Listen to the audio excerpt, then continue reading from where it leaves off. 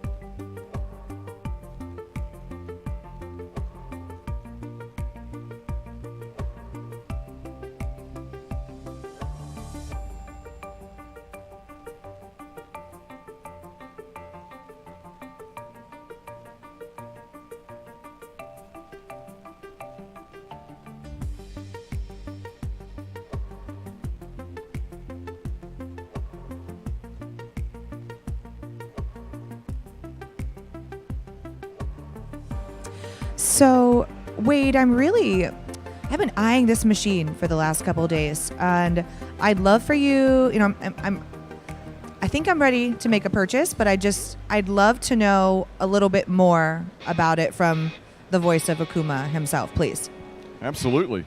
Double column construction, thermal friendly concept, so the most thermally stable machine that you're going to find in this size of platform.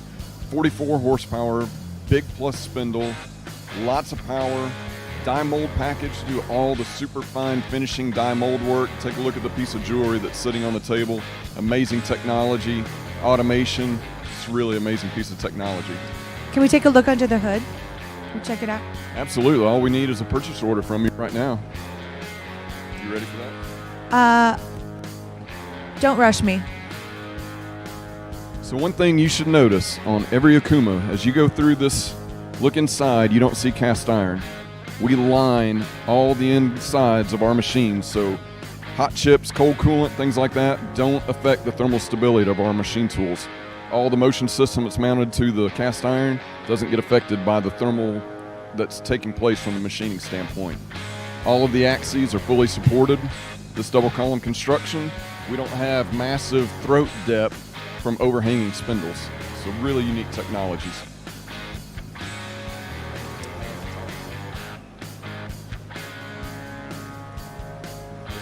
A whole new career for you right here. I'm going to take some time to think about it. I do like what I'm seeing. I have your card. We'll be in touch. Thank you so much. But now I have a show to do, so I'll get back to you. My people, your people. We'll talk. Have your people call my people. We'll work it out. Thank you, sir. Making deals at IMTS 2022. I am into the tech. I've been bitten by the bug, and I love it. I am Mary. I am your host of the Creators Lounge, IMTS 2022. Thank you so much for joining us. We are so excited for day 5. I'm going to summon the influencers. We're going to get to our daily recap. Calling all influencers. Maybe. Is there? No one's in the machine. We're in the Creators Lounge. Come join us. Calling all influencers to the Creators Lounge. IMTS 2022 Day 5. Let's go.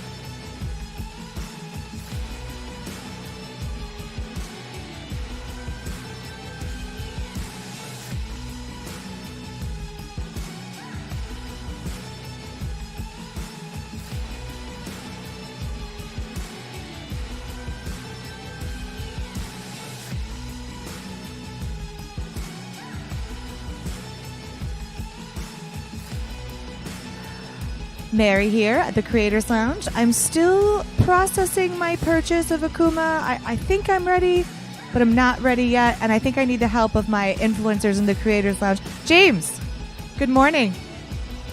Hey, how you doing? I'm pretty great. I think I might be purchasing a machine from Akuma. What? Yeah, I've been bitten by the tech bug, and as a storyteller, as a hashtag We Are All Creators, I am feeling the buzz from IMTS 2022. I've been here for 5 days, and I'm feeling so inspired by the influencers that we've been speaking with, and I think no time like the present, right? Like, creativity lives at the edge of your comfort zone. So I think I'm ready to take the leap. What do you think? I think so if you want to get some attention, I think you just go in and say, I'll take one of everything. Well, no, one of the only floor models that hasn't been sold yet. I think she's mine over there. I think I'm gonna join Mitch Free and get my own bouncing baby Akuma. Oh, you're gonna get your Akuna Matata? Or your bouncing baby Hey, wait a second. Akuma? I'm the comedian. I'm the host. Don't come from my job, James. Well, I just want to make sure you get the right thing. And I appreciate that. What would you make? What would be the first thing that you would make? Whatever I want. Okay. What would you make? I would make something that would be fun to play with. That would be my kids could use. Nice. And would keep them occupied. Like a top. Like a top. I Yes. love that. Yes. You know what? This is ridiculous. I can see my own reflection over you. I don't like it. I'm coming in. What are you doing out there? I'm coming in. I don't know. I'm so excited. I'm between worlds, between the Creators Lounge and Akuma, and I don't know. I'm coming in. Okay, here we go. Good morning, brilliant people. Long time no see. Long time no see. So excited for day 5. We have some of our fantastic influencer friends, Mitch Free of Zicky, Megan Zimba of Mavens of Manufacturing, and James Soto of Industrial Strength Marketing, and our own baby, Industrial Studios. Woo! Wow. So excited to be here. Good morning, day 5. Good morning, How- day 5. This week has flown by. It's felt like so fast, and it's also felt like 3 weeks in one. Like every day has been saturated with so many nutrient-rich moments. Yeah. How are you feeling this morning, Mitch? Other than a little sore legs and feet, I feel amazing. Yeah. How about you? I think about this. I'm excited. I'm invigorated. My calves are so tight. But you know what? What a great problem to have, because I've been walking the floor, facilitating stories, telling stories, listening to stories. No So- problem getting in the steps. Oh my I gosh. think I'm approaching 20,000 steps a day. I stopped Wow. wearing my Fitbit because I kind of didn't want to know anymore, but I was like, I've been hitting like 3,000 steps before like 11. Nice. Megan. Hi. Hi, how you feeling this morning? I'm feeling great. How are you, girl? I'm pretty good. I'm pretty good. James. What's up, girl? How you doing? I'm waiting for him to bust out some disco moves. Yes. I know. I'm unapologetically a lover of disco. I love it too. For real. No, like, my like, mom for apologized. real. No. Like, yeah. So There's no shame. No what- shame. So you want to announce the next edition for a planned Yeah. edition? For I the, suggested that we either need a light bulb, like one of those circular lights, or a Stop. disco ball. Listen, you are hashtag We Are All Creators. I've gathered the influencers. We're here. We're ready to go. We'll be starting our Influencer Insight soon. Don't go anywhere. Stay on the YouTube channel, IMTS. We're streaming all day. Share your thoughts. I am so rude. Good morning. I'm so glad you've been with us the whole time from the comfort of your cozy slippers. I hope your feet don't hurt. I hope you have your favorite animal companion of your choice with you, sitting in your lap, sitting on your laptop, your assistant, your office assistant, really. So thank you so much. Good morning. We'll be coming to you live with our influencers soon for Daily Insights.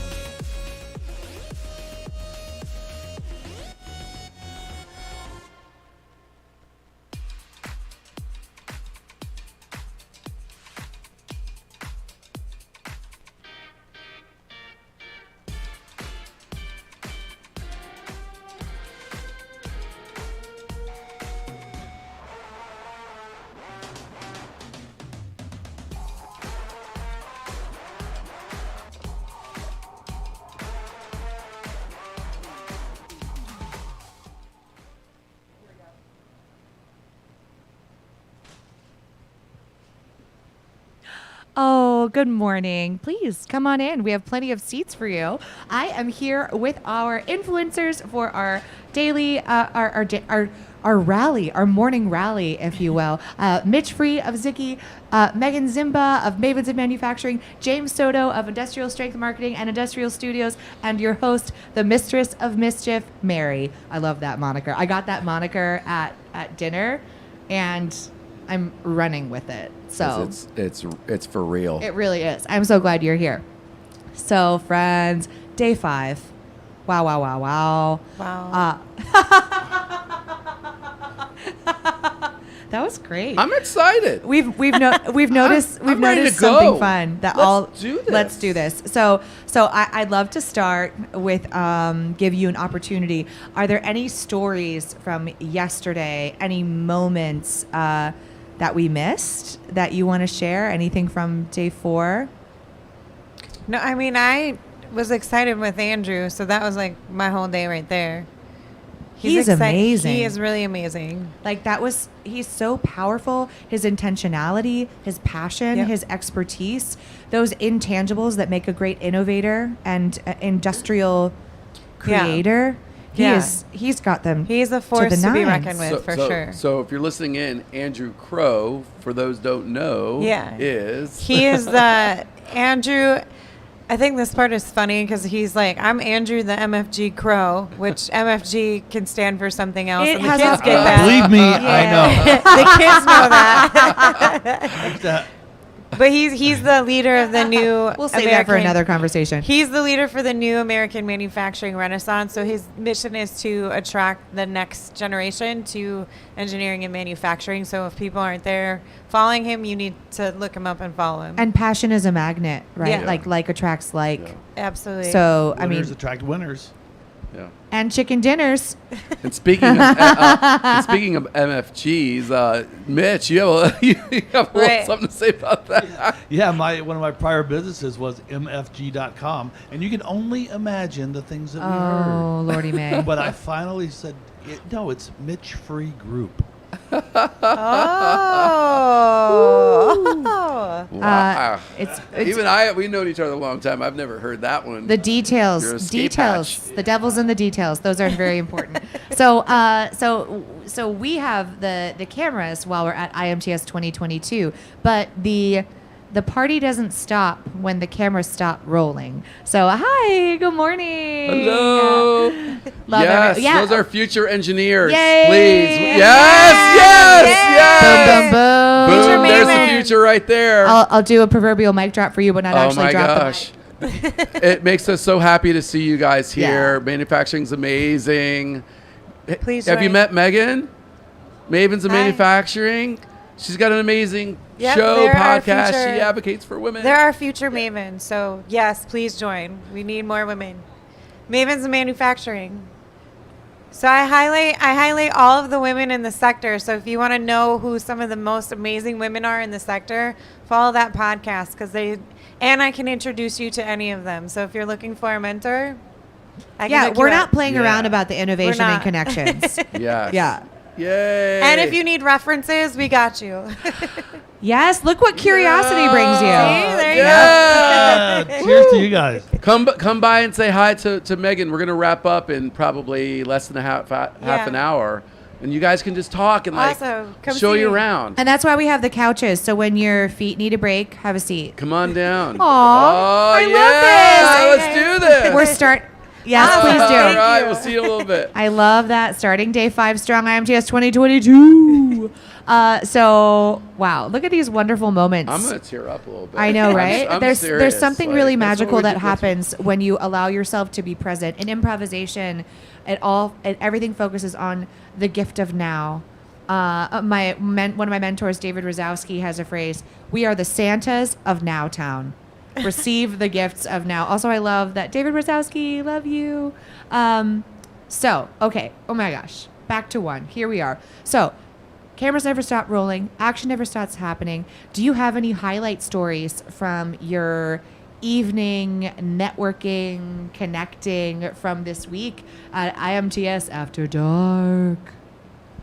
I went to a very cool dinner event hosted by Lindex Nicken last night. And it was a barbecue, bourbon, and beer pairing. Stop. It was so interesting. And each piece of barbecue they brought out had a story. And Chicago's all about barbecue. Like that's So it was a really cool, and lots of great people that were there, just having fun, talking shop. And Was there being any? lighthearted. I know because I've had some amazing after dark, after hours conversations and connections with people. Any particular moment or conversation? Any wow moment? I've had so many wow moments of like, oh my gosh, that just happened. That was so cool. Any of those? Yeah, for well, one of the you? things that I met a gentleman named Joe with Lindex Nicken that he's their video content, just producing content full time.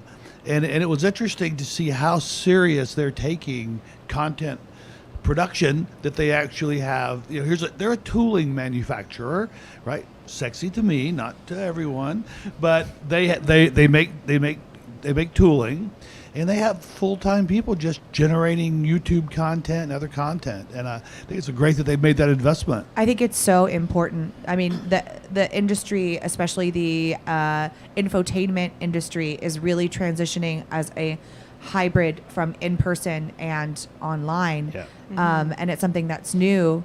And I think it's so important and so exciting to be cresting that wave and be on the leading edge, because that is where transformation happens. So it's so exciting that people are embracing that. We're embracing that at the Creators Lounge. Yeah. Hashtag IMTS 2022. Hashtag we are all creators. Megan Zimba, any highlights for you from IMTS After Dark? Yeah, so I've been to a couple places here in Chicago that have been great. My favorite place was Reggie's. It's kind of a punk rock metal bar, but they play all different kinds of music. So one minute you're listening to the twangiest country song ever, and the next minute it's like death metal. So they're real popular for serving Malort, which not too many people are a fan of. Oh, I personally think it tastes like grapefruit, and people tell me that I'm crazy for thinking that, but I think it tastes like grapefruit. But Chris, What is this? it's called Reggie's. It's a bar. Well, Oh, no, the drink, Malort, it's Malort. yeah. It's like a Swedish liqueur or something. So if I could describe Malort, and I'm so sorry, Chicago, everyone likes their own thing. Imagine you just went for a run, and then you squeeze out your socks into some pickle juice. You pour it in a shot glass. To me, that's what it tastes like. Oh my. See, and I thought it tasted like grapefruit. And that's So it's a fine. And to different each their own.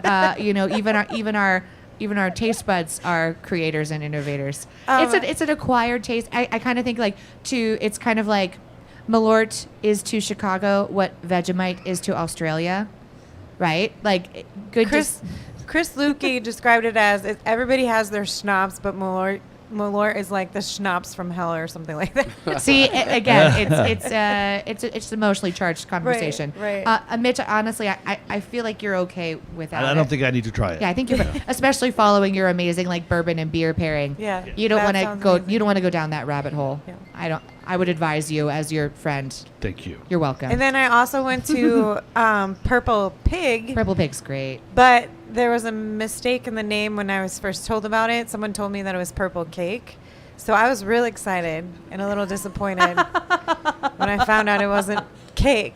There is a difference. There is a difference. I mean, the pig was still good. Like, I ate the pork belly, but I was really looking forward But when your to palate is ready for one thing and For you get the cake, other yeah. thing.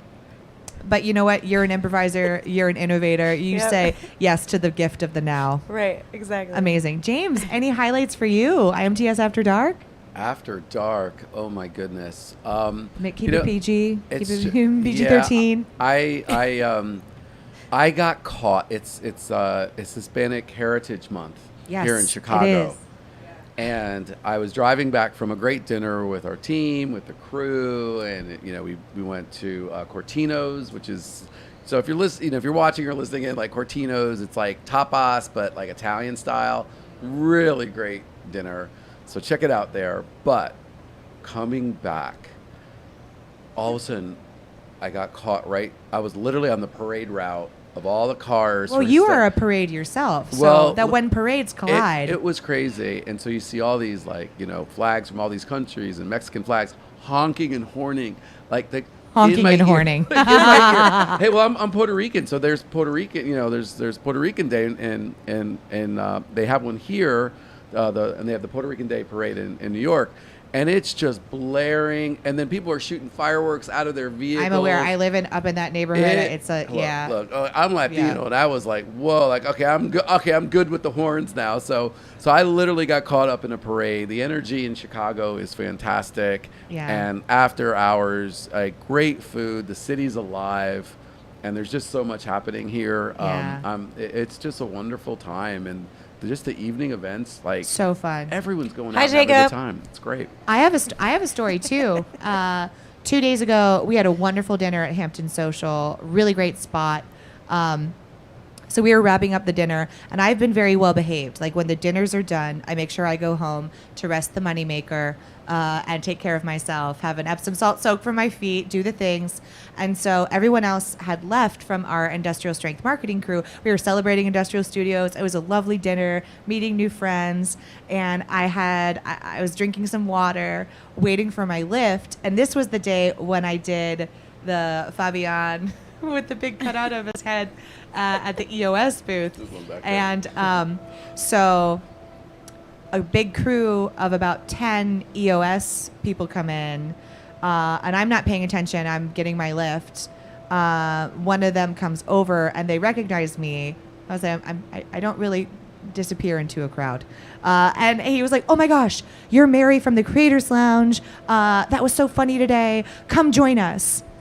Lift Super canceled. cool. And it was so fun, and I made amazing connections. He's his name I don't know, but so it was just such a great time, and it opened up I call it like the creative tribe. Opened up a whole new network of people, and then when I went over to the bar to close my tab, I met someone else, and so just business cards and great conversations and connections. So even when I tried to leave. And yeah, You got pulled back I got pulled in, and then I practiced my philosophy of accept the gift of the now. So if you were about to give me a gift, I wouldn't say no. I'd say thank you. Like, thank you Right. for this gift. I take this moment because that's where creativity and ingenuity comes from. Right. Yeah. It's a very open and welcoming industry, as you experienced, and I'm in love. I'm going to buy an Akuma. Yeah, I'm and, going to buy and a I machine. love that because one of the things you'll notice, like people are selling machines and they're all competing, but they're kind of competing. People work together. People help each other, and I think that's one of the things that I really like about the manufacturing industry is yeah, we're all out there competing, but we also support each other and root each other on and try to lift each other up because we know a rising tide lifts all boats. It kind of feels like the Olympics in a way. Like that's one of my favorite things about the Olympics is Yeah. watching all the stories of the athletes, how they rose to where they are, what they overcame, their stories, because we're Right. storytellers. So it really feels that way. Like we are all champions of our own industrial strengths. And then we're sharing our skills, rubbing off on each other. Like I've learned so much just from you. We talked about this off camera. I've learned so much from you in the past couple days. And then my skill, I was And just vice teaching, versa. Yeah. You have taught me about being open to the camera. This symbiotic relationship of receiving and exchange, the joy transaction. It's just so fantastic. Well, I think you brought up an interesting point too, Mitch. Like, there's a shift going on in this sector where a lot of people wanted to hold their best kept secrets close to their heart and not want to share them. But I feel like a lot of companies who were like tough competitors with each other, they're not really competing. It's all about their brand narrative. So they know that they have their customers who are going to keep coming back. But if someone is having a hard time finding a part for something that they need to make something, everybody seems to pull together and try to find that part for that one company. So it's really cool to see that shift happening. It's like co-opetition. Ooh, I was trying to think of something. And Co-opetition. Yes. That's great. Yeah, we see that a lot, and the myth is that there's some penalty to be realized by giving up the good stuff. Right. But that's exactly what the world has changed.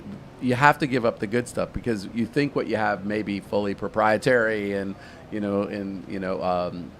like a unassailable value proposition, which they're out there, but ultimately you've got to let people know these things And- because there's no need to keep it inside, and it's been a very open environment here, and that's the whole point. Like, give up the good stuff. I feel like that's what we're here for. When you give up the good stuff, you get the good stuff. When you play nice in the sandbox, people want to share their toys with you, right? Like, no, and again, in my industry is like no one wants to work with a jerk. I tell that to all of my students: is be early, be ready, be someone that most of my favorite opportunities I haven't gotten through my agent. I've gotten through word of mouth recommendations. So when you give, you get.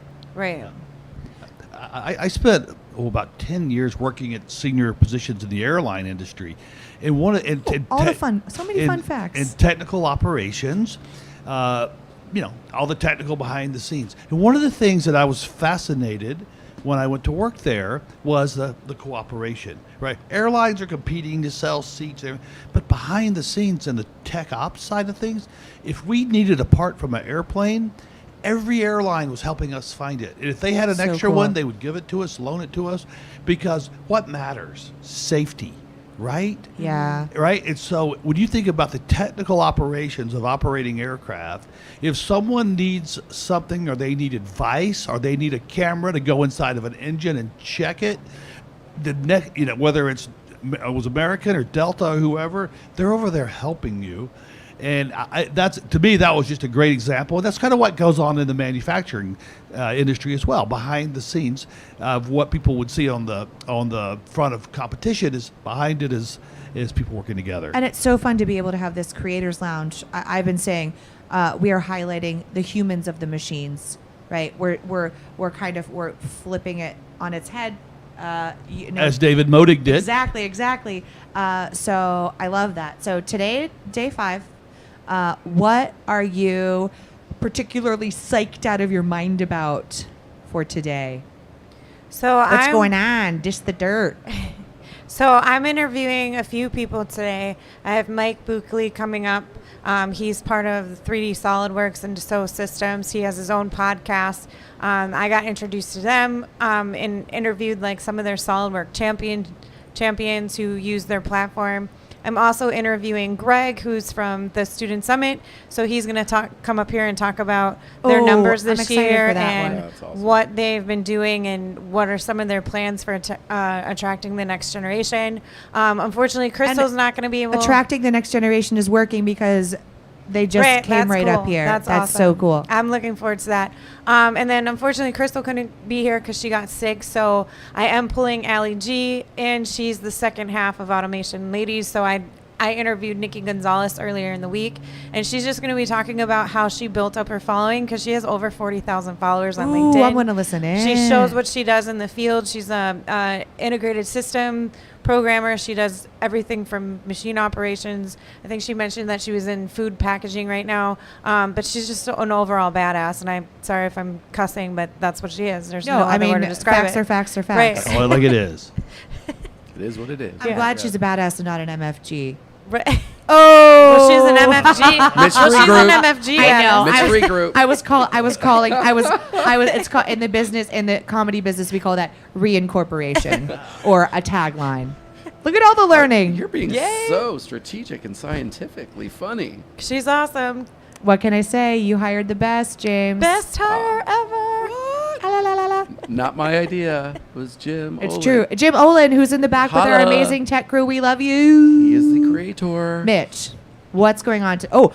You were already. Both of you were already on the main stage this morning. We were on We the were. main stage. I was your cheerleader. I wanted to like holler, and I was like, I'm not at a sporting event, but I was there. Like, you did so good. Thank you. So Thank you. it's already an amazing day, and we're just getting started. Already started. Yeah, we did a great interview on the main stage with lots of cameras, lights, and attention, helping highlight great stories in manufacturing and tell the story to the world of why they should be excited and be involved. Talked about the Creators Lounge. I got my makeup done, which was No, weird. I mean you are beautiful, but makeup is just like the icing on the cake. It Cake was is delicious, fun. and then you add icing, and you're like, yum yum. Yeah. So today I have got a couple of great interviews. I'll get to it in a moment. Then I want to spend some time. I want to go over to the MSC booth. They're really integrated Integrative. They are integrating, but innovative company. Ooh, both and. And I'm actually the new host of their Tooling Up series for season 2. Yes, you are. Season 2 coming out soon. Season 2 coming up. Tooling up From MSC. So I'm going to go over to MSC and spend some time with the innovative crew over there. I want to check out some CMM software from Metrologic that I've been wanting to take a look and get a demo of.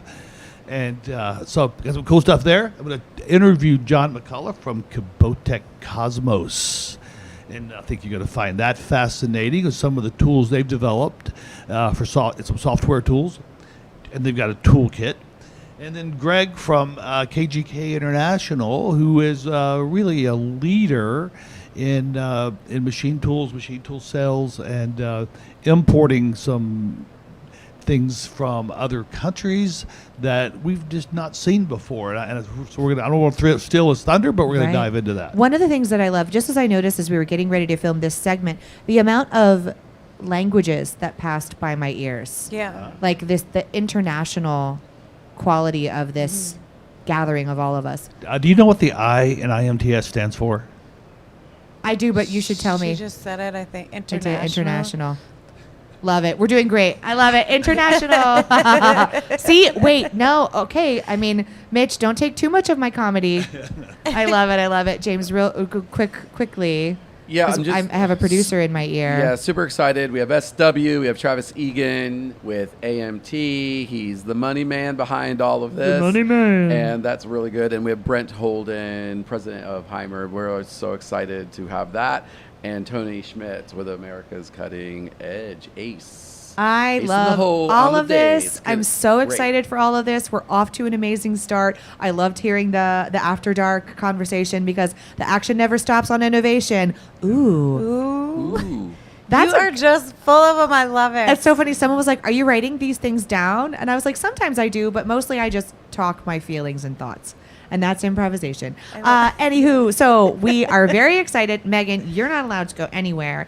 You have to. I know. Mate, you can take a potty break if you need. But Megan Zimba is going to be influencing. See, look what you, Mitch. I'm going to blame it on you. I was going to be interviewing Mike Buckley of 3D Experience Works. Yep. I'm really excited. I'm expecting a full book report of your time on the floor.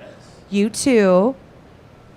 You can submit it online. I like And how you're speaking of shaking your head online, like a little kid. speaking of online, thank you so much for joining us on the IMTS YouTube. We are here all day, live streaming. Thank you so much for being with us. IMTS 2022. Please join our conversation. Hashtag We Are All Creators. Hashtag IMTS 2022. We are so happy to be here with you.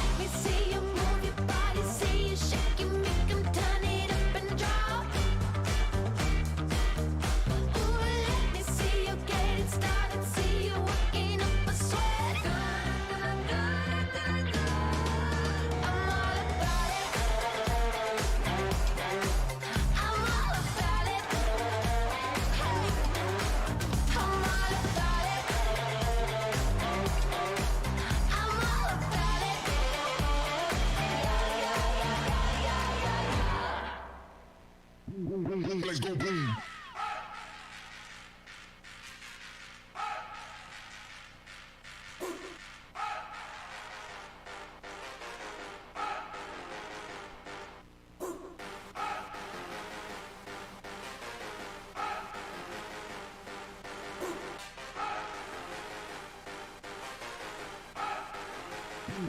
Let's go boom.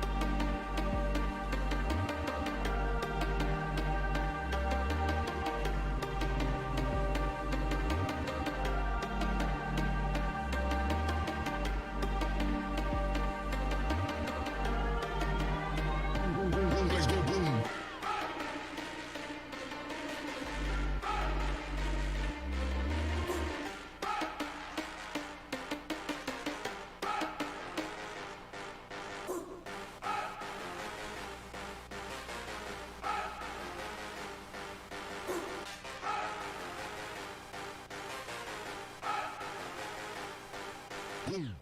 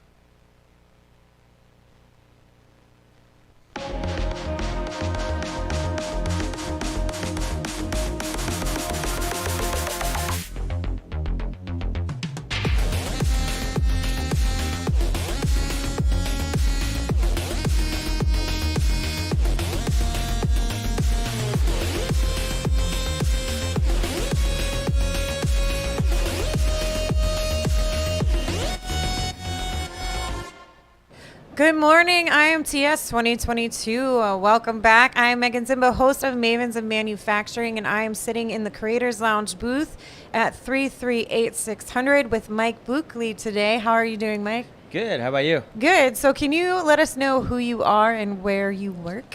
Yeah, so my name is Mike Buckley. I work for Dassault Systems. Most people know the brand here as SolidWorks. So Yep. I work on the manufacturing side for Mainstream, helping SolidWorks customers get the most out of what they what they can do for manufacturing. Okay, so for those who don't know who SolidWorks Yep. are, because we are in a live audience, can you Yep. kind of explain what that platform is and what it's used for? Yeah, so back in the day, way a long time ago, right? SolidWorks was the CAD engineering software that sat on everyone's desktop. Today, people do more than just CAD, right? So we now Right. have 3D Experience Platform, which allows any CAD system to put their data in there, and then we can use it downstream. Think of like apps on your phone, right? You take Yeah. a picture, and then every app knows how to use that picture. That's what the Right. 3D Experience Platform does. Okay. So. And then one of the things that I was really interested with you, because we met a long time ago, like last Yep. year sometime, and you invited me on your podcast, Manufacturing Live. Wow, my Yep. Wisconsin accent really came out there. Podcast. Sorry about that.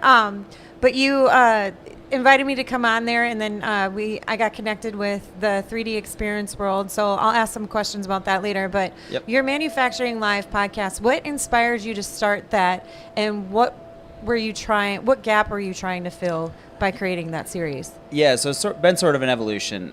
Before I worked for software stuff, I ran different companies, right? I ran recycling company, we manufacture stuff.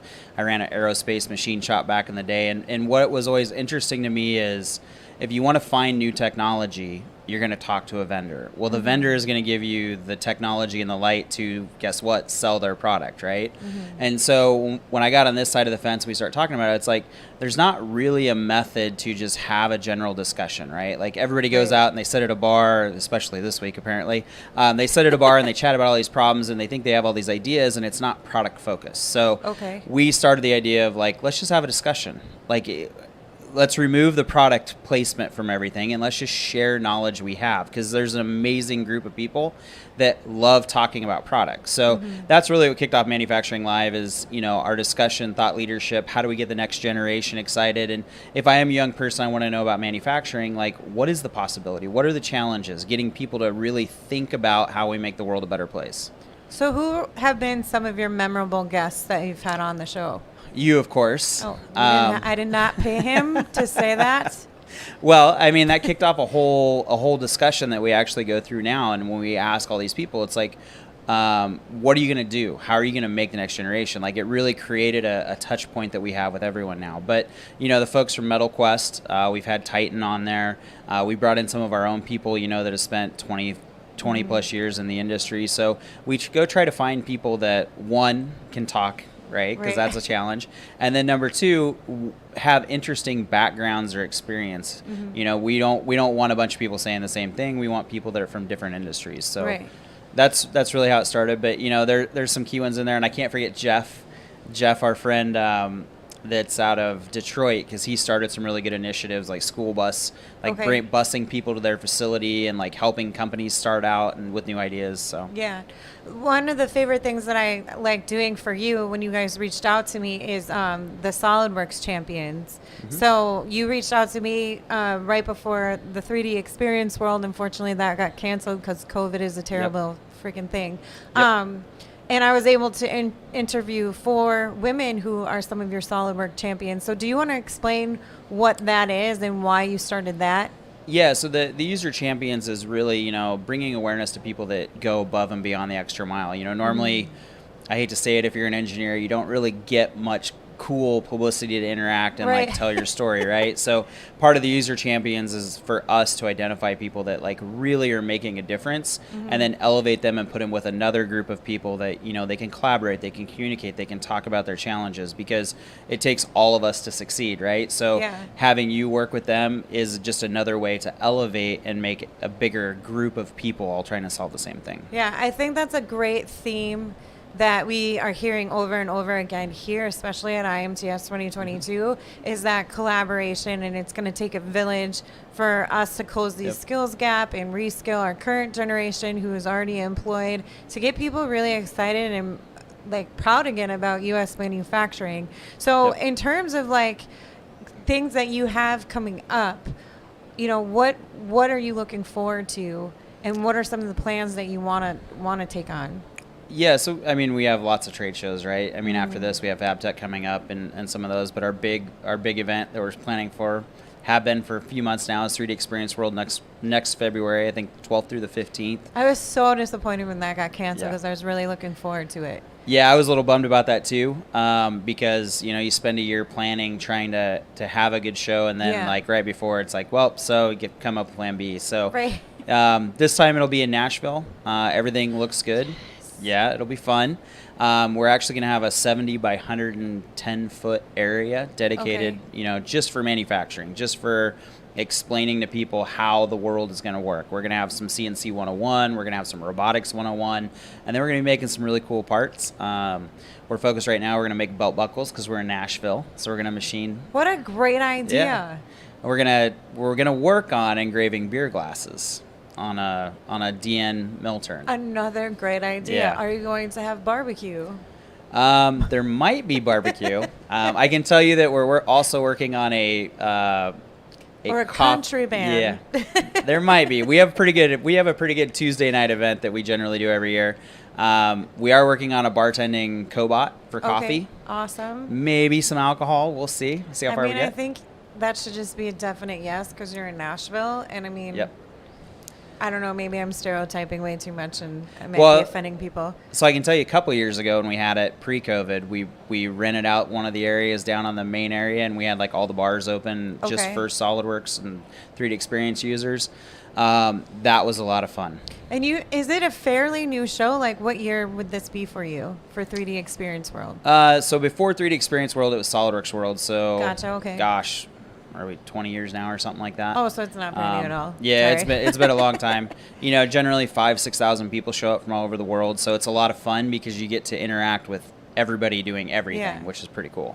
Awesome. So in terms of your manufacturing live broadcast, how has that helped with the brand narrative for, not just the SolidWorks platform, but also Dassault Systems? So I think the most of the comments we get, right, are, hey, I'm an engineer, I went to school for this, I don't really know how to manufacture, right? Right. I learned how to do this. You guys are talking about things that help fill in the gaps. Like, I now understand, I know the SolidWorks piece, I know the CAD piece. You guys are now talking about downstream use and how that makes sense. And I think we're really just sort of helping bridge the gap between the two departments, where traditionally, even for us, we were known as the CAD group, right? Right. Mechanical engineers doing mechanical engineering things.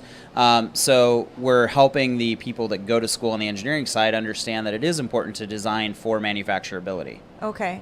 So have you gone to any high schools or elementary schools or even the level at the technical colleges or even university level? Have you gone to any of them and seen one major challenge that they're experiencing in terms of trying to teach 3D CAD? Yeah, that's a really good question. So I am a tech school guy. I Okay. went to SCC Milford. I'm a 2-year degreed manufacturing engineer. They're always near and dear to my heart, right? So I try to stop by and work with those groups as much. I did actually work in education for a little while with the SolidWorks side. So because I would feel like that's really hard. it is. It is a completely different world than doing the commercial side. And everyone in education doesn't get enough credit for how hard that is. Oh, right. But I will say that the biggest thing that I've seen, and I think this is a common theme across anything, not just what we're talking about here at IMTS, is these kids are learning a process. Whether it be CAD, just draw a sketch, do a block, or whether it's math or reading a ruler, they're just put in the mindset of just do it. Yeah. And they don't have the application as to why. And I'll give you a really good example. So about eight years or so ago, there's this 1080p program. I'm not sure it still exists, but it's like you're doing aerodynamics on NASCAR RC cars, right? Right. And so in high school, they build a chassis, they design it, and then they test how far it'll roll, right? So you're getting a lot of real world application, and they wanted me to teach them flow simulation. Okay. So I go and I spend a couple days and I'm teaching these high school kids flow simulation in SolidWorks. Mm-hmm. And at the end of it, this kid stands up and he's like, now I understand why I'm learning all the complex math. He goes, you just tied the two pieces together. But before that, he was in math class doing math. He was in doing RC cars on this side. There was no connection to the two. And I think if you look at schools and in general, that's their biggest problem.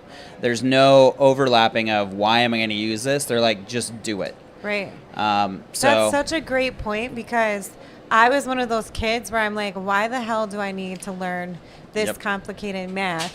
And there was no connection there. And then when I did so well testing in English, they were like, you're going to be an English teacher or you're going to be a Yep. college professor. And I'm like, that doesn't sound exciting to me. Why would I want to do that? So that's such a great point. Have you offered any other kinds of suggestions for schools to make those connections in other areas? You know, we try to connect industry with schools, right? Mm-hmm. And it's sometimes it's challenging, but I think the only way it works, like you mentioned, is it takes a village, right? Right. A lot of people get swept up in, I got this job to do, I work all these hours, and then we sit around and we complain that we can't find people, but we're not really doing anything to make our part of the world a better place. Right. You know, you can't expect a teacher to draw the comparison. Right. The teachers need help and support from people in the community that do it every day. Yeah. Um, That's another great point, too. So there's a gentleman in Wisconsin named Matt Goosey, and he created this program called SOS, or Save Our Schools. So he was seeing a lack of, like, passion from the teachers because, like you mentioned before, they're really underappreciated. They're not getting paid what they deserve. They're Yep. getting assigned other tasks like bus duty. Like, what the hell kind of teacher Yeah. wants to stand in line and wait for these cranky kids to get on the bus? I'm not Yep. saying all kids are cranky. I'm just going but they off my get a lot of personal stuff going on, They right? They do. And so they don't really have time to invest in themselves to kind of upskill their current skill set to what we're seeing here at IMTS and what actual shops are doing on their shop floor. Yep. So he was able to connect with the leadership in his community, get some government funding, and now the teachers are getting an additional $5,000 added to their monthly salary. And what that's going to do is it's going to allow them to go to his manufacturing shop. He's going to teach them everything that he's doing with his CNC machines, and then those teachers are going to go back and teach the kids how to do that. Yep. Which I think is fantastic. Because another story that I heard was there was a teacher that had a robot in their high school classroom, but he didn't touch it because he didn't know how to run it. Yeah, actually, we had a discussion similar to that. It's like I can go get free robots donated to me, Yeah. but I can't learn 6 different pendants to teach, right? Right. So the software piece has to come in, you know. And for us, it's like, well, we can easily provide the software piece, but we didn't know that that was a problem. Right. Nobody's articulating the overall problem. It's just like, well, here's a robot, here's a machine, here's this, with no backing to actually be successful. Yeah. So are you doing anything like at the high school level, or are you bringing kids in to Dassault Systems and kind of showing them the ropes or doing some sort of teaching? So we have lots of initiatives. Okay. We have Fab Labs. We support Fab Labs worldwide.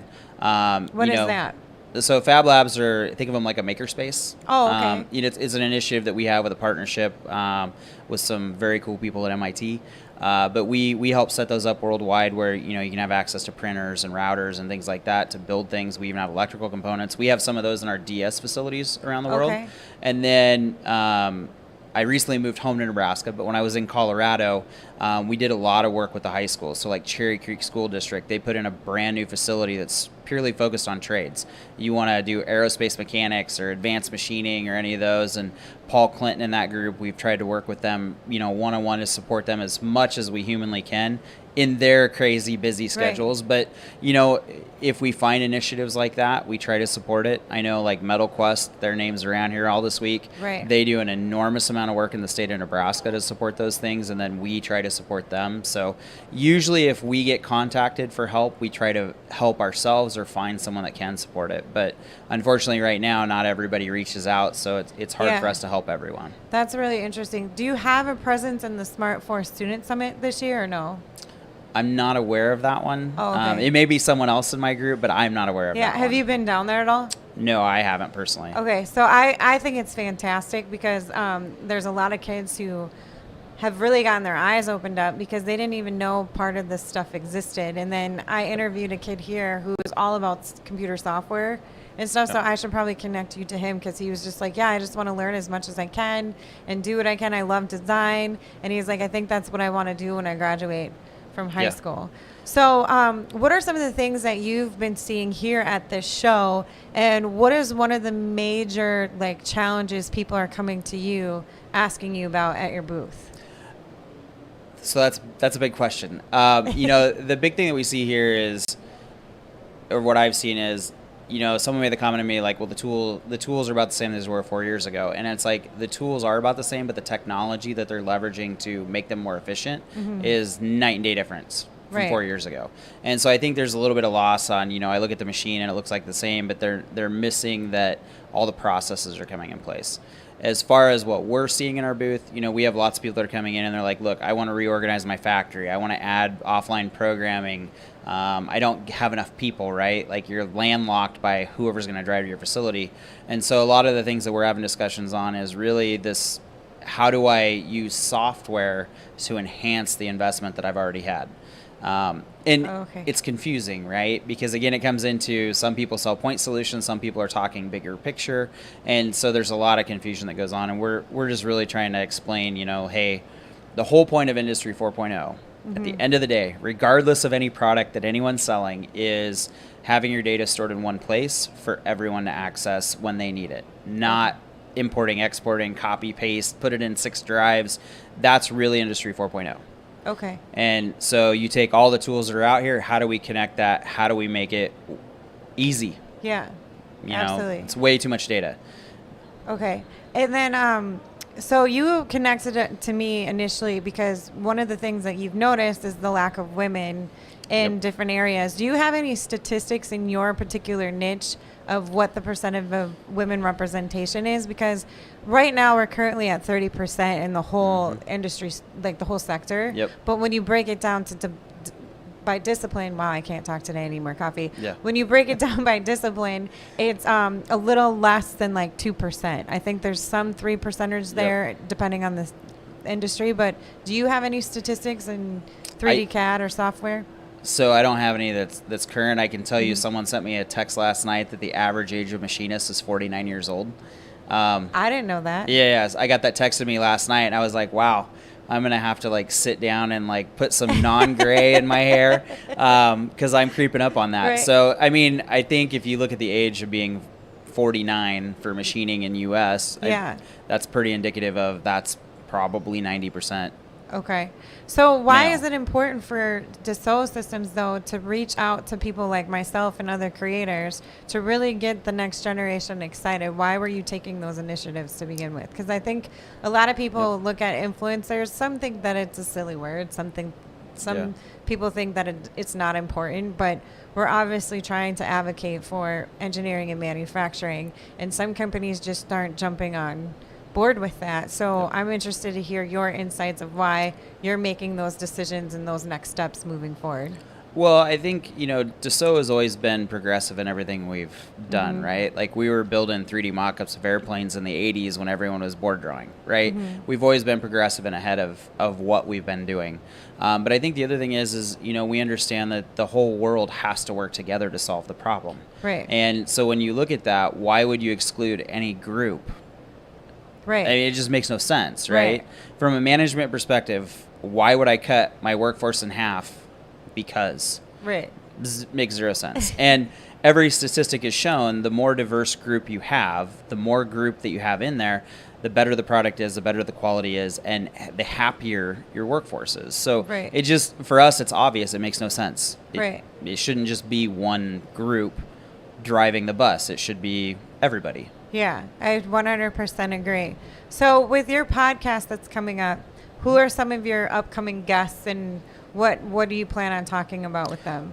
So we're expanding out the Manufacturing Live a little bit, so it's not just me interviewing. I got a new group of team. You're so amazing. Well, because everybody has a perspective, right? Like I can talk very about one true. thing, correct? And again, coming back to the Dassault, looking at everything as a group, we've hired some amazing people that are on our team, and they all come from a little bit different background, want to ask some different questions. So, there's going to be a handful of people that'll be helping support what I do. So I'm letting them go find the people that they want to talk about and the things that are interesting to them. So, this next one we're going to have is a follow-up to everything we saw this week and some of the highlights.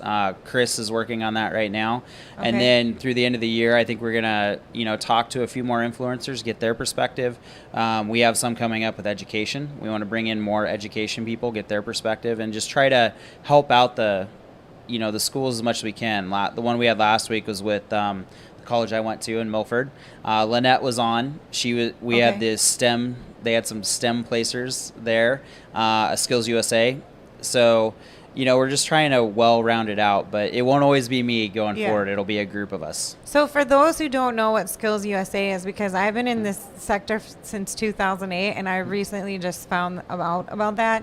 Can Yep. you describe what that is and why you're partnering up with them?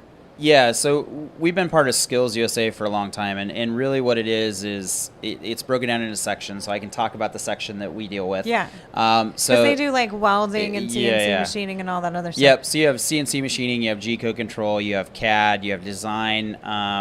One of the team members from SCC, or a group of them, did critical problem solving, and then I think there's an additive division now too. Oh, really So, cool. yeah. So the team at SCC, they actually the team event was they had to build this lockbox. Okay. And so they designed it all in SolidWorks, and then they went through and they 3D printed it, but they had to learn about tolerancing and fixtures and everything else. And then when you get on site, you don't bring the pre-printed piece. You show up with the CAD design and the model. They put it in whatever printer they're going to do, and then you get graded on its quality. So they did like this locking mechanism thing where you had to put all the codes and the numbers in the right spot, and then it unlocked the box, and then inside of it, they give you a certain amount of change in this example to where it had to hold so much money. One of the other kids, he did detailed drafting. So they give you this product, and then you have to go through and make all the detailed drawings, and then you get graded on it. So That's it's really cool because it's applied, but it also gives you the ability to learn how to collaborate, how to work as a team, and Yeah. it puts you a little bit under the pressure of what it's like in the real world. And it was interesting interviewing them because they learned a lot about how the real world is going to be, and they learned the things they want to do in the future, not just the things that they're told to do in class. Yeah. I think those opportunities are real important because it's not just teaching, all Yep. the hands-on skills, but all the soft skills as well too. Which reminds me of First Robotics. Is that Yeah. something you're connected with as Yeah, well? yeah, we help First Robotics.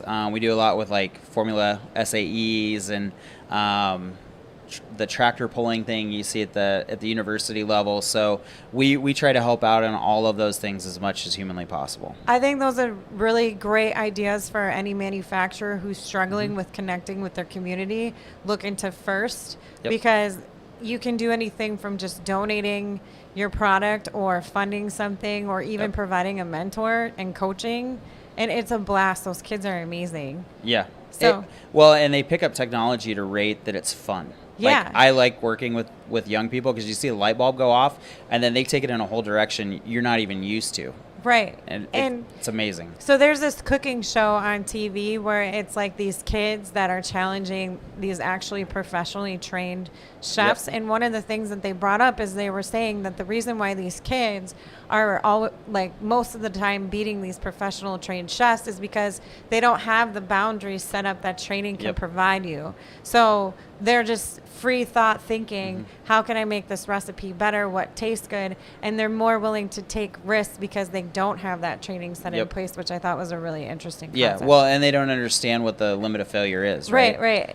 You right. just operate with no risk of failure. Yeah. So for anyone who's tuning in, what would be your biggest ask for them? I think, boy, you're asking good questions today. I think the biggest ask is really a twofold thing. Okay. One, get involved in your local community. We can't change the world without changing it at home. Right. The second thing is like we need to be more open about how we discuss manufacturing because it's not dingy and dirty. It is high tech, it is cool, and it is a very good job that can last your lifetime. Like I fell backwards into this, and it's been the best thing that's ever happened Yeah. for me. That seems to be like the number one answer of how people got involved with this for, well, the majority of the answers. Well, I did it by accident. I didn't know this existed. So for anyone who wants to come visit your booth, where are you located at and what are some of the things you're highlighting? So we have two booths. We're over Okay. in the one that I'm in is over in the CAD CAM area. I can't remember the number, 133 120 or something like that. Just come look for a booth that's 3D experience. You'll see a monitor up with SolidWorks. Yeah. You'll see a bell. Please come ring the bell if you're a SolidWorks user. We're trying to Awesome. make a little noise today. So, but our main booth is there, and then we have a supporting booth with more advanced capabilities back in the QA area. Okay. And then where can they find out more information about 3D Experience World and how can they connect with you? So you can go to solidworks.com. If you're looking at any of the live stuff that we talked about before, it's live.solidworks.com, I believe. You should Or really s- practice this I should do this. information. I'm the person. I'm the person that does the interviewing. I have a whole team that makes me look good. So, and then for 3D Experience World, you'll find it on the SolidWorks.com page as well. Awesome. We'll And make. I really go ahead. Oh, and we should be coming out with call for papers. So if anyone wants to present or submit, keep an eye out for that on our webpage. You'll be able to log in and submit. We're always looking for new people to present for us. Sounds great. Well, Mike, I want to thank you for busy down there because I went by there the other day and that little girl was there and I was super know. excited. So I got to bring something up. I'm not a person that generally tears up about anything, and listening to her back there and then what you guys had up here, like that one choked me up. So that's amazing. We I need heard more her. of that. I heard her dad started crying too a little bit, Yes. and then she walked by here, Yeah. and she waved at me, and I went up and gave her a big hug. And I heard that AMT was supposed to interview her, so I hope Yep. they did that. But Yeah, it was I hope so too. That is one of the coolest stories, and Yeah. I'll remember that forever. Well, and then I had some students come up here earlier. I interviewed 4 of them, and then a group of girls today. I don't know if you saw me Yeah, I just talking to saw them. 'em. Yeah. I was talking to them, saying if they needed help with anything, to feel free to connect with me. So, Yeah. but thanks, Mike, so much. I really appreciate it. For those of you tuning in, make sure you follow Mike on LinkedIn. I want to thank you for spending time with me today, Megan Zimba from Mavens of Manufacturing. Hi there. Thanks for your wave. Appreciate it. You can follow me on LinkedIn as well, too, and I'm also on YouTube. Mavens Manufacturing is broadcast live every Friday at 11:30 Central Time. Feel free to stop by, say hi to us at the Creators Brew 338-600. Follow hashtag We Are All Creators. Thank you. Have a good day, everyone. Bye.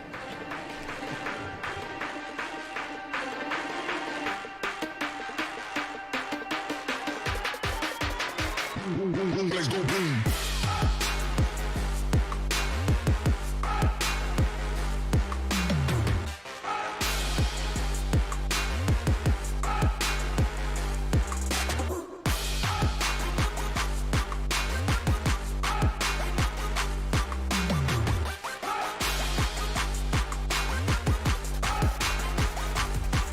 Boom.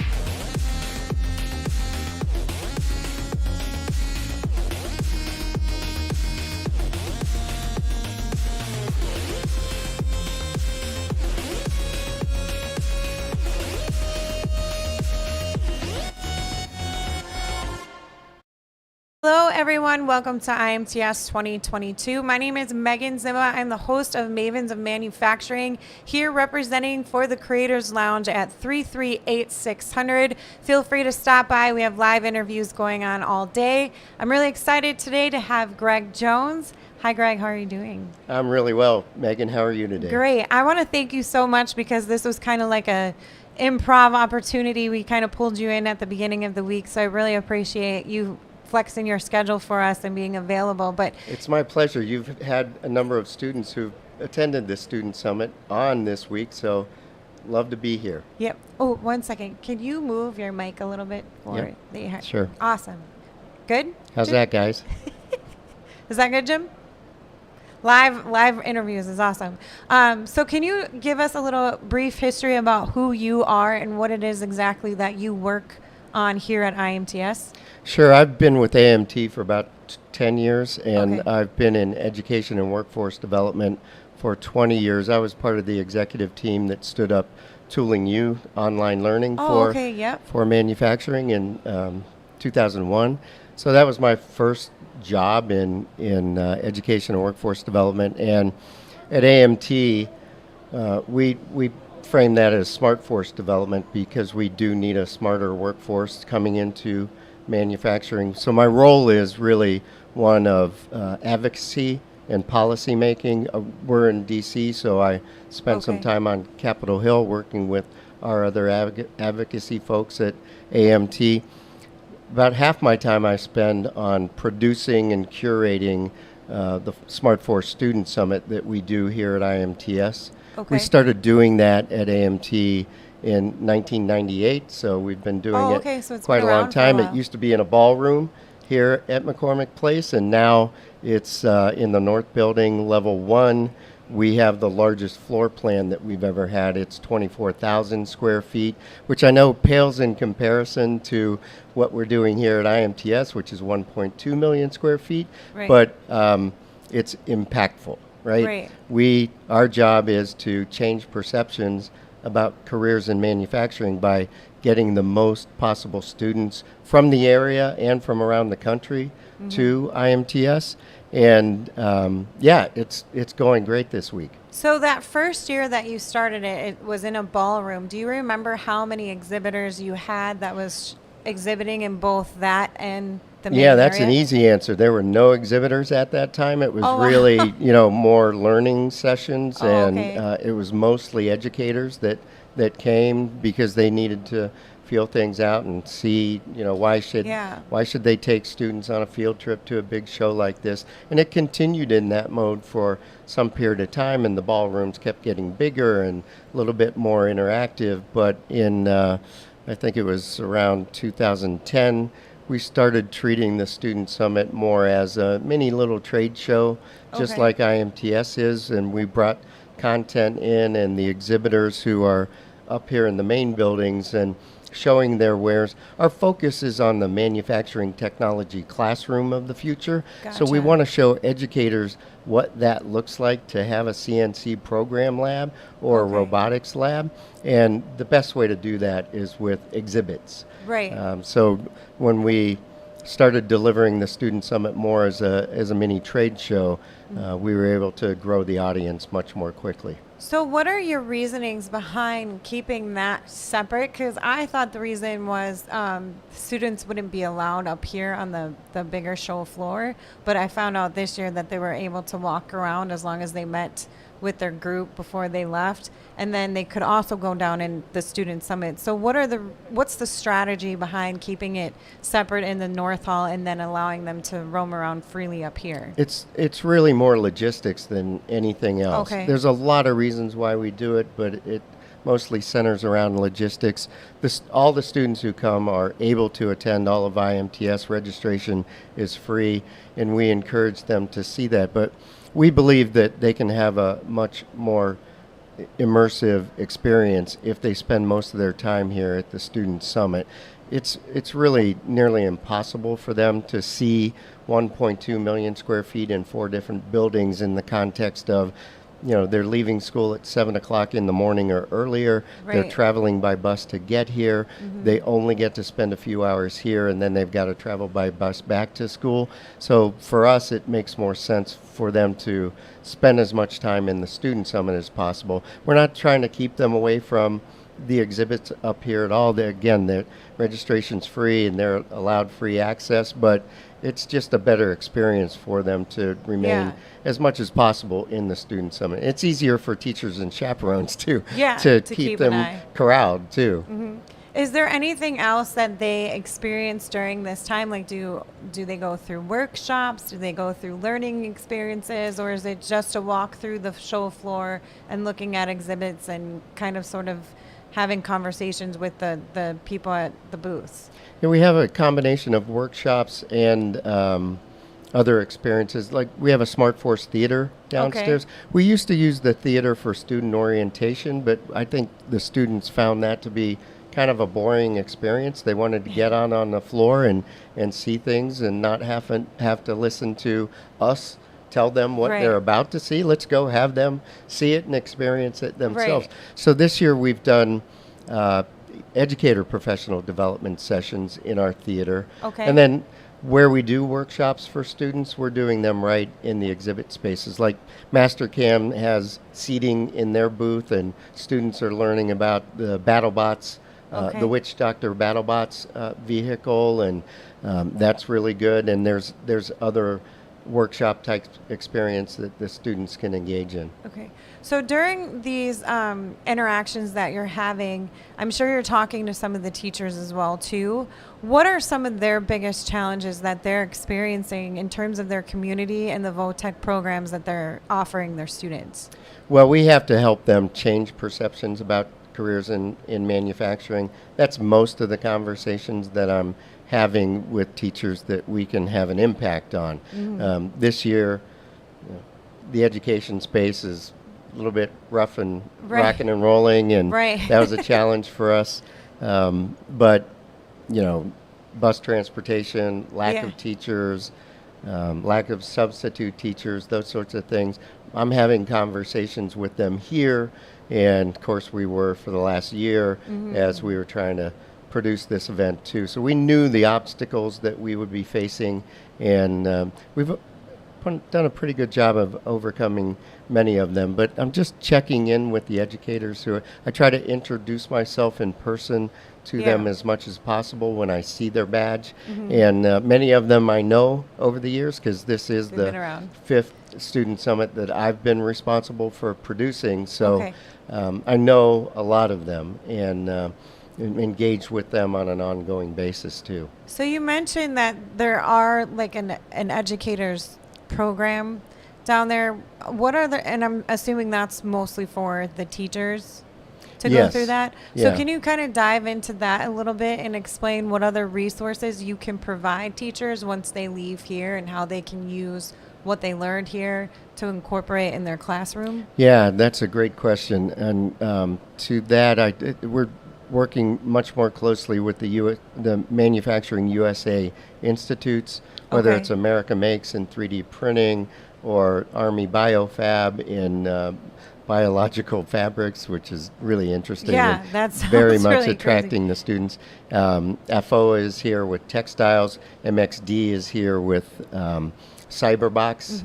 So we are working with the Manufacturing USA Institutes, some of whom have just launched their teacher training and curriculum for STEM schools and STEM high schools here at the Student Summit at IMTS. And we're going to be working with them to get that teacher training and that curriculum into classrooms, not just in Chicago public schools and in the suburban schools here in Illinois, but throughout the country. That's interesting. I had one of the students from Beloit Memorial come up here saying she was interested in the biomaterials and Yeah. the bio-additive manufacturing. So I'm glad that was something that you brought up. In terms of anyone who's outside of the Chicago area, because it would be difficult for any other school who might be in California or New York City to really come down here with their students and see what's going on. What sort of strategy does AMT have to reach beyond Chicago and this area? Yeah, we're pretty good at it. So I think there are 43 states represented here. Oh, okay. Some with students. And in 2018, our biggest summit ever, there were a lot more high school age students coming from even California. So that comes primarily from CNC teachers in high school that are also leaders and mentors of a FIRST robotics team. Okay. They would bring their team to IMTS to see all of this and experience it. So we really do reach out to all 50 states.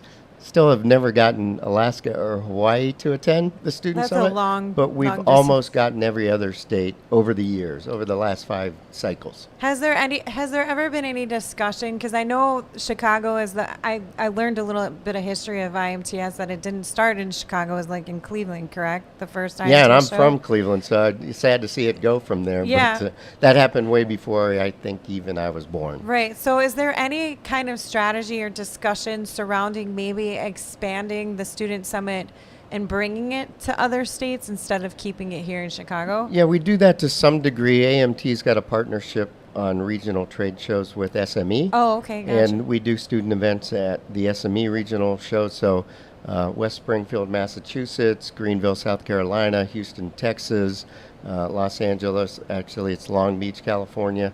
So we do student events with them there. Would I like to do more across the country on an ongoing basis? You bet I would. That's awesome. But, and I think we're going to do more. AMT's made some announcements in areas like additive manufacturing where we're going to be doing events next year in Austin, Texas. We will be doing student events around additive in Texas as well. That's great. A couple of students were interested in additive as well. Sure. And they were like, that lunar exhibit that's over there, they were blown away by it, and they're like, that's going to be on the moon. That's so cool. That's something I could design. So it was really exciting to hear their passion, and they didn't even know that existed until they came here. So that's right. Like everything's working out really well. Well, we try to get the word out, and I'm so happy and honored to have NASA Artemis joining us this year.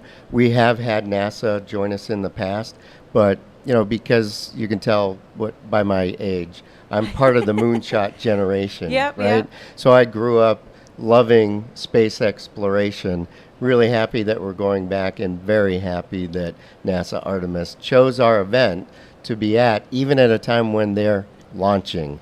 Yeah.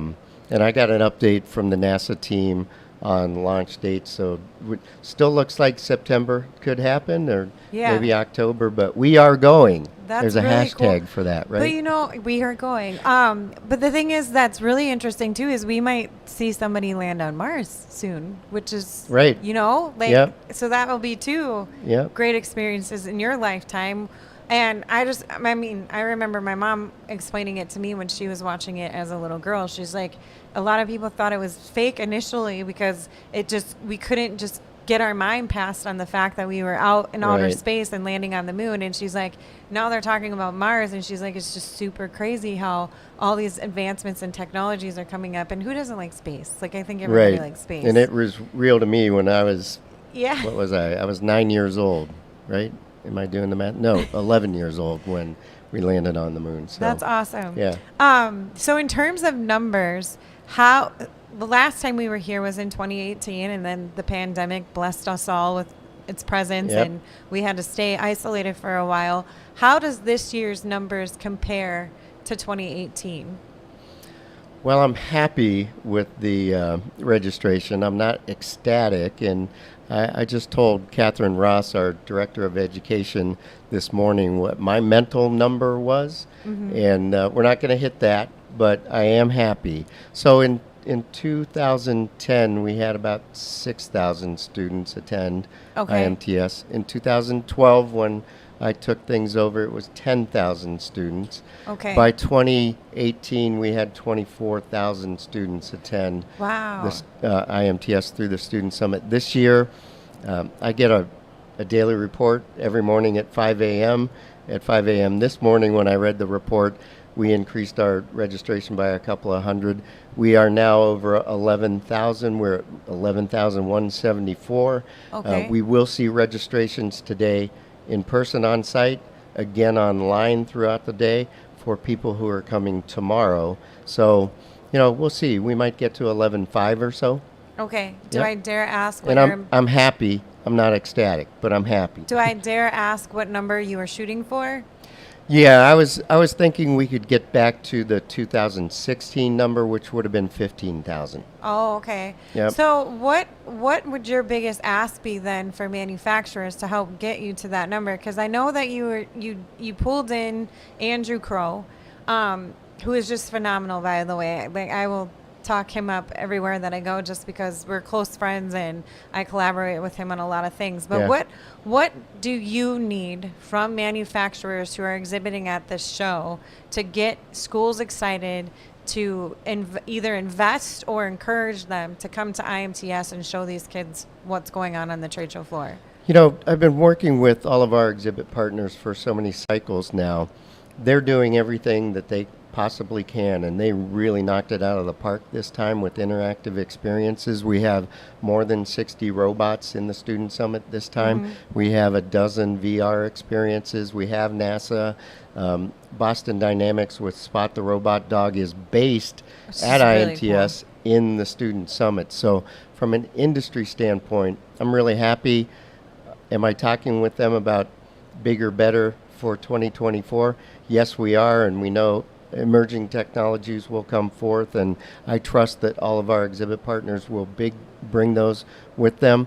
Our biggest hurdles this cycle were the post-pandemic realities of teacher shortages, substitute teacher shortages, and logistically bus driver shortages. That was fundamentally our biggest challenge. So it wasn't on the exhibit partners at all. They all did their jobs and will continue to do so. They're really committed to the next generation workforce. And so were people like you and Andrew Crow, everybody that was part of that Find Me campaign that IMTS did so all of you social media influencers, right?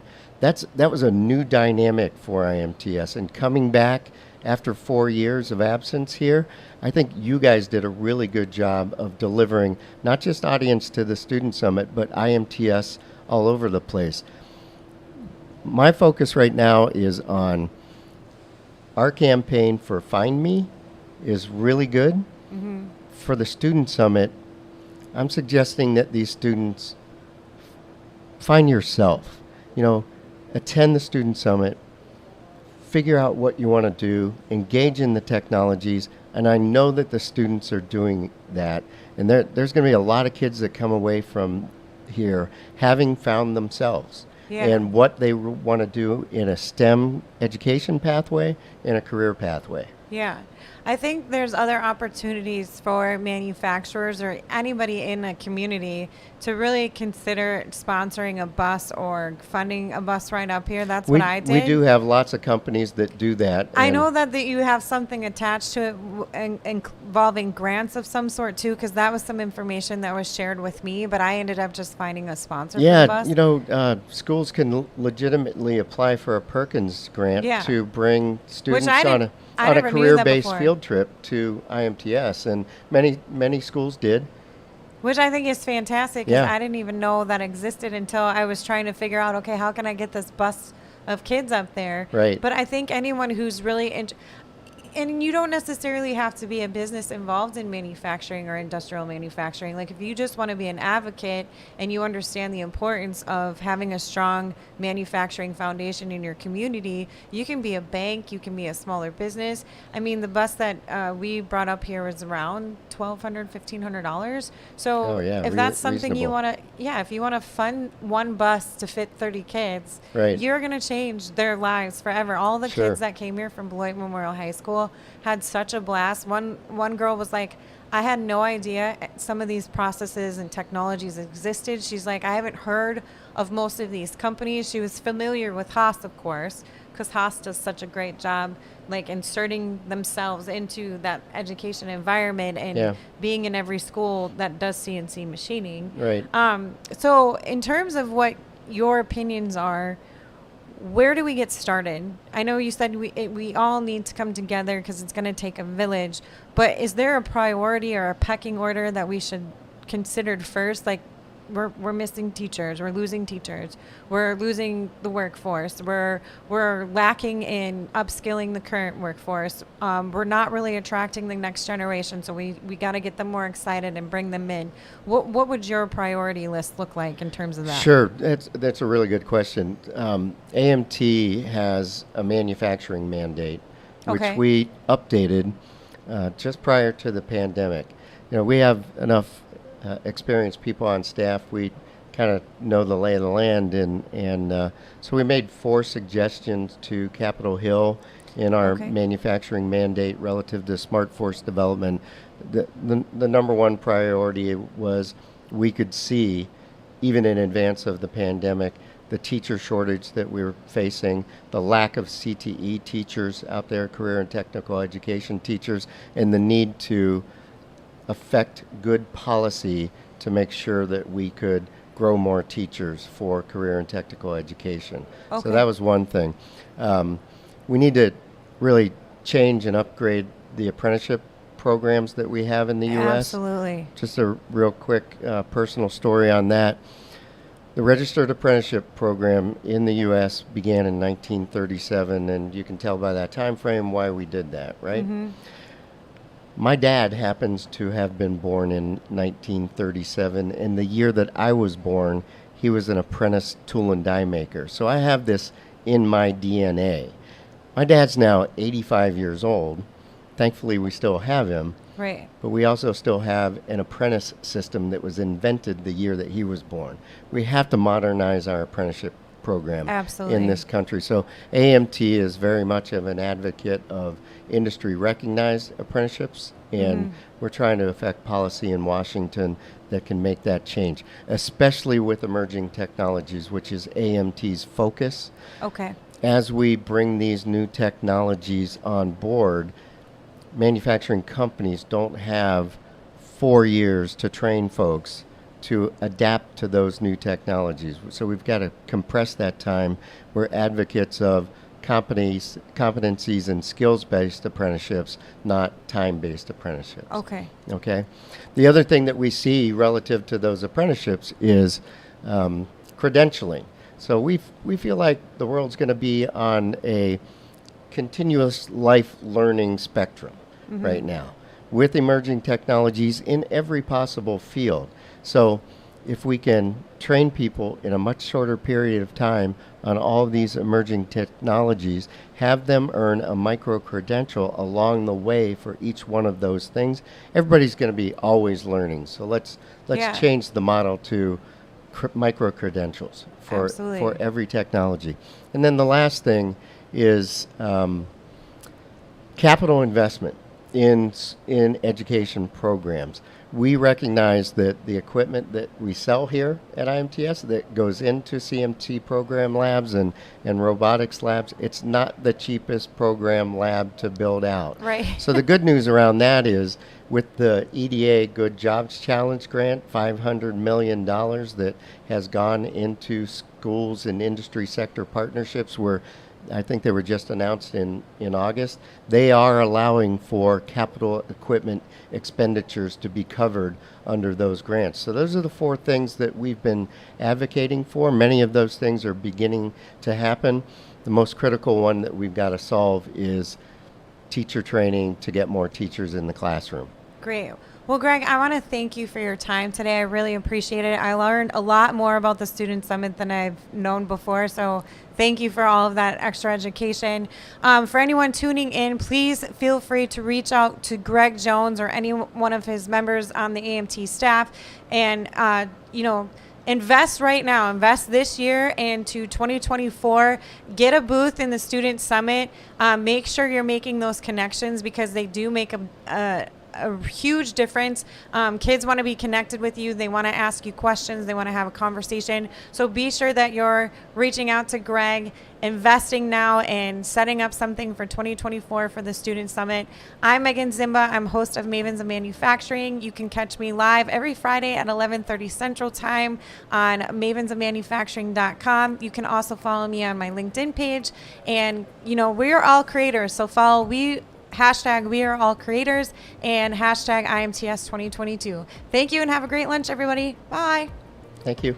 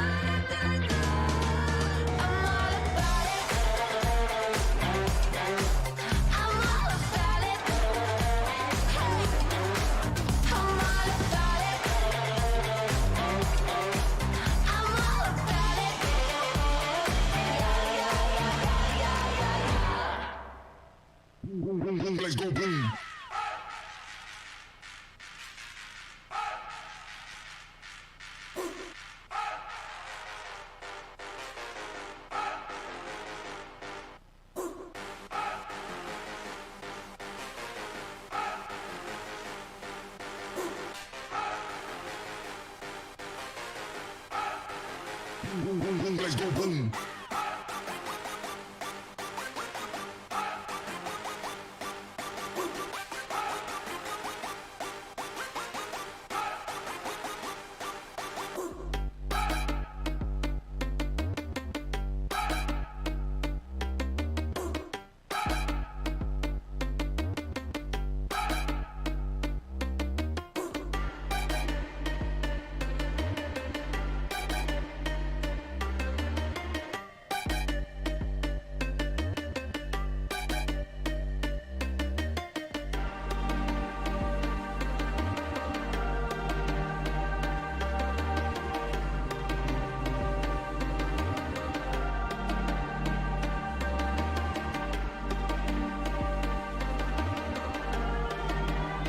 Boom, boom, boom, let's go boom.